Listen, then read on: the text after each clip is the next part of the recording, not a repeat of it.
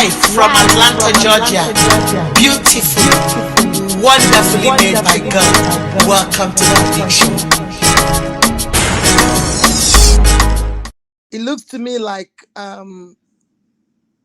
instead of addressing the issue of domestic violence, we are busy trying to justify it. That's right. Or find excuses or make excuses why it goes on.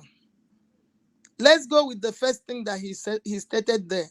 A woman's emotional abuse is what leads to physical abuse. The question still remains: if a woman is abusing you emotionally, according to your story, is the response physical abuse?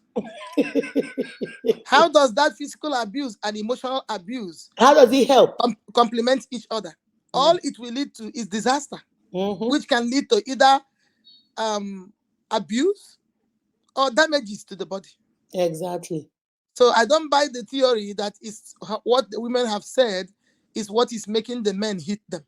Okay, so women will tell you that they are being hit. What about the angle that we tell our children, walk away, keep your hands to yourself, keep your feet to yourself, use inside voices? Then we are not telling us adults that it's okay because she said the wrong thing, or she talked more than you, or she overtalked you, that the best answer to it is to go give her physical abuse. That's what practically he's saying.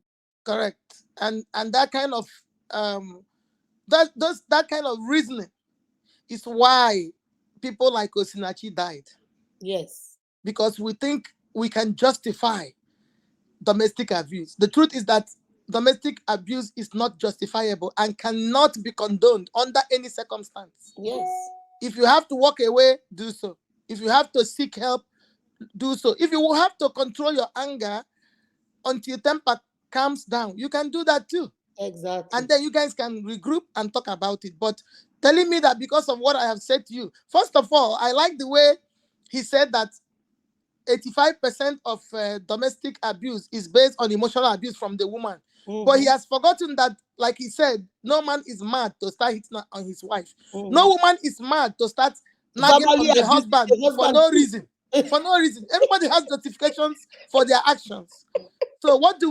We need to have a what we call a middle ground and walk away. Exactly. Okay, let's. And when I say walk away, I want to correct that. I don't mean divorce. I mean remove yourself from that volatile situation so that you don't get killed. That's what I'm saying. Yeah, because most people think when we say walk away, it means leave your marriage. Nobody wants you to walk away, divorce your husband. We haven't gotten there. Yes. But if you need to remove yourself from the situation, if you need to remove yourself from that situation of being hit every day, that's what you need to do. That's what we're talking about. Correct. Let's continue his explanation. Once they speak and you don't respond, they will want to say something harder than what they have said. And immediately they start throwing those hard words into your heart. There is a level you cannot take it anymore. And there are men, when they have absorbed that shock for too long, they cannot contain it. The next thing is that a rebounds. They will give you a slap and a kick. Then everyone that comes will see the slap and the kick because it is physical, not knowing that the man has been able to contain the emotional torture, either for a very long time. Sometimes men can contain this torture for almost 10 years. Some hold it for 15 years. At a level they can no longer take it, that they feel like this physical abuse, or to me, the right words to be used there is physical discipline. Let's stop there, because this is where I really knew this man didn't know what he was talking about. You are telling us that a man has taken emotional torture. Excuse me, that's what you called it, emotional torture. Some people take it for 10 years. Some people take it for 15 years. And then after some time, they will now bounce back. And then look at how casual this man is saying this, like you are hitting a table. You either come back with a slap or come back with a kick. And then people outside, when they come, that the only thing they will see is the physical abuse, without knowing that the man, for him, it's not physical abuse, it's called physical discipline. Who are you disciplining? Who are you trying to discipline? Your wife or your husband? Who are you disciplining? Because I can't understand you trying to tell us that abuse can now be called discipline. Dr. Opera, what do you have to say about that part? The only thing I have to say there about that part is like one of my colleagues said, I can smell weed. There is nobody in their right mind that will think that will think this, except they are on some kind of drug. That's all. Either they are on drugs or he is an abuser himself. That's the only way. So the only thing That's the I only can way say he on can that is say that this. I can smell weed. That's all I can say. The weed is talking.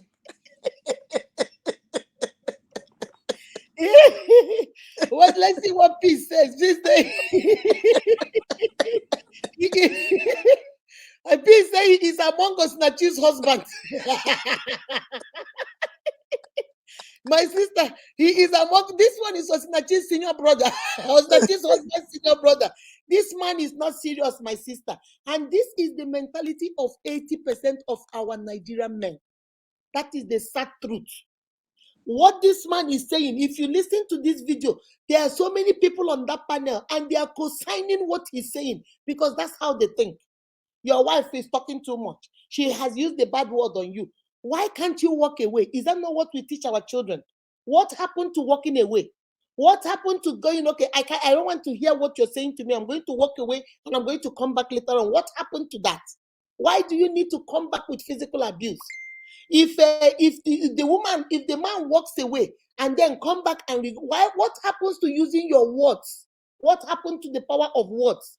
If she is emotionally okay, like you said earlier on, Dr. Opera, man is saying no one is crazy to start hitting on his wife. There must be something the woman did. Are you there? There must be something a woman did for them to hit on her. Okay, what happened to no woman can just get up and start running her mouth in her family?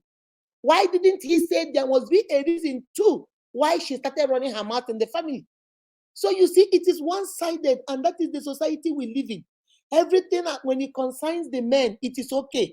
They will justify it. They will find an excuse for it. But when it concerns the woman, what happened? There is a problem. This did not start today, my uniques. That's why I'm coming to you guys. This did not start today. This started longest time. This did not start today. You cut off. Yeah, sorry, I think I got cut off. Yeah, this did not happen today. This aspect of always blaming women, it must be a woman's fault. It started right in the Bible. If you all remember the story of the woman caught in adultery, that woman was caught and brought to Jesus. Where was the man? Was she committing adultery by herself? She had a man she was doing it with. Where was the man? Do not be surprised, like my pastor said, that the man might be one of the men carrying the stone. He might be among them saying, stone her to death, stone her, stone her, stone her. But she was doing it with somebody. Because our society is so, because the woman said this, that's why I hit her. Because the woman did this, that's what I did this. There are some women at your work that are not married to you, that make you angry and say the worst things to you. How many of them have you slapped? So it means your anger can be controlled. You go to your church where you are the deacon or the pastor. So many people make you angry in that church. How many of them have you slapped and kicked? No, you control it over there because you don't want them to see that aspect of you. There are people at your job, at your place of work, at your business. You control it. You go to the gas station, they make you mad, they cuss you out. You come home and keep quiet. But when you come home, you don't have patience for that woman in your house or that man in your house. When they speak, you get angry. Oh, they said something to you. What did they say that people have not said to you somewhere else? If you have anger problem, go deal with it. Dr. Pro, let me hear you. I agree with you. If we go back to the Bible, because I've had an earful since Osinachi's thing happened, some people claim that it is from the Bible, that you must chastise your wife.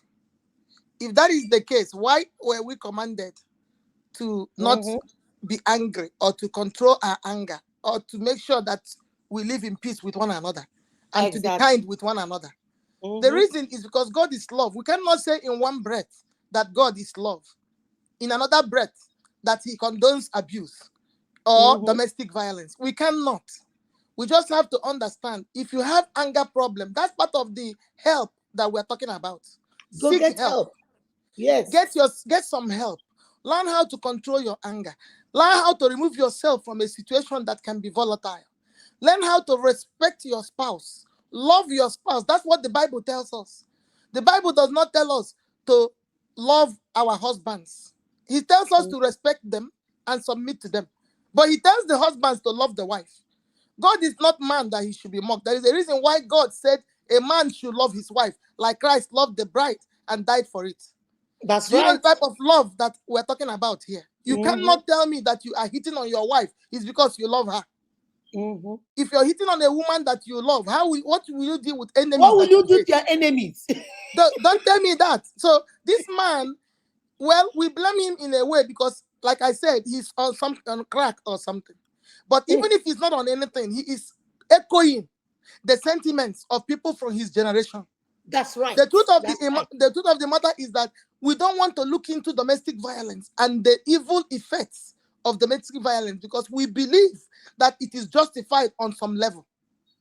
But I'm telling you today, domestic violence is not justified in any way, shape, or form. Whether it is emotional abuse, whether it is psychological abuse, whether it is financial constraint, whether it's degradation, whether it is intimidation, whether it is physical abuse, it doesn't matter. The institution of marriage is not a place for the boxing ring. It's not a place where people go and exercise their muscles. That's not the place. Our homes are supposed to be our refuge, where we go to succor, where we go to have peace, where we go to enjoy relationship after all the troubles that we have faced in the day. We go home and relax with our spouse and enjoy, so that our children can be brought up in a very good environment, so that they can become productive citizens of tomorrow. What are we teaching them? If we are fighting every day like cat and mouse, if we are fighting, even cat and mouse are getting along today. They are getting along. How much more a woman and her husband? And dogs are getting along now. So I think that the guy, well, everybody has an opinion in this matter, but I think with this particular gentleman, he is so off the mark. He is so off. So off. He doesn't get it at all.